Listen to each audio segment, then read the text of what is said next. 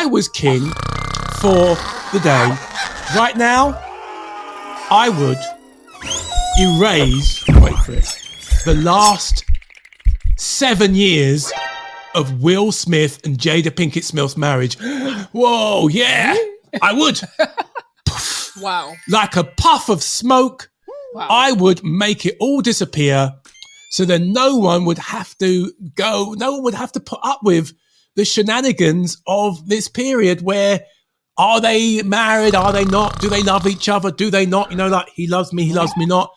I would say if I was king, my magic powers, my royal powers would revert back to 2016 because apparently on her memoir tour, Jada Pinkett Smith mentioned that the last 7 years, they've not really been married. They've not really been together. It's been a sham. It's been all a showman's. Yeah. Showman's. So I would say, here, work with me. Working back. Remember back in the days, particularly in the late 90s and early 2000s, Will and Jada were absolute black marriage goals. Everyone wanted to be Will and Jada. They were the perfect couple. They were aspirational in the black community in America and even across the world. They were not just aspirational as black marriage goals, but also just as Hollywood royalty. Everyone loved Will Smith.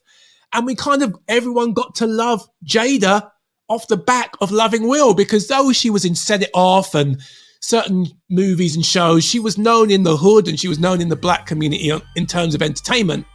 She weren't no Big Willie. Wiki wah wah. She weren't Will Smith. She weren't Fresh Prince level. But as a result of being with the Fresh Prince, she kind of got her kudos, her ratings, until the cracks started to appear. Over the last year, it's like, oh, be quiet already. First, you had the Red Table talk or the Red Table blood sacrifice where she keeps on putting Will on it and say, stay dead, keep stabbing him and saying, and bearing all their personal details where he has to sit like a hostage victim, all puffy faced and red eyed, like, please, Jada, stop, please, be quiet, stop. Time out. And then we had the issues with the entanglement and August, where she kind of had a tryst with her son's friend and felt the need for it all to come out. There was Slapgate, where Will gallantly, in his own head at least, defended his wife against the cruel, tyrannical jokes of Chris Rock. Yeah, right. G.I. Jane joke, bit low, a bit boring, a bit plain, but I'm sure she's even heard worse. We get to a point where everyone's just like, we want the old Will and Jada back, the old relationship, the old black marriage goals. But remember the old shows like Dallas back in the early 80s where we had these massive storylines. I don't think there was a show bigger than Dallas where they killed a main character like JR or Bobby Ewing. And then everyone stopped watching. People ducked out, switched off, and were like, we ain't watching that. We want, bring back JR, bring back Bobby. And obviously after a long period of complaints, I think a year went by, and they finally listened. The executives go, oh, we're going to get Bobby Ewing back. How do we bring it back? They brought him back to life because they get it. Sue Ellen, who was one of the main female characters, she dreamt it all. The whole year of a season was just one bad dream. So they could bring him back. Yay! I want to say perhaps this Will and Jada has been a 7-year bad dream.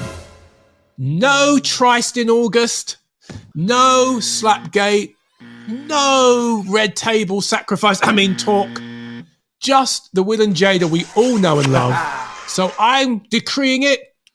Here on by, the last 7 years in Will and Jada's marriage didn't happen.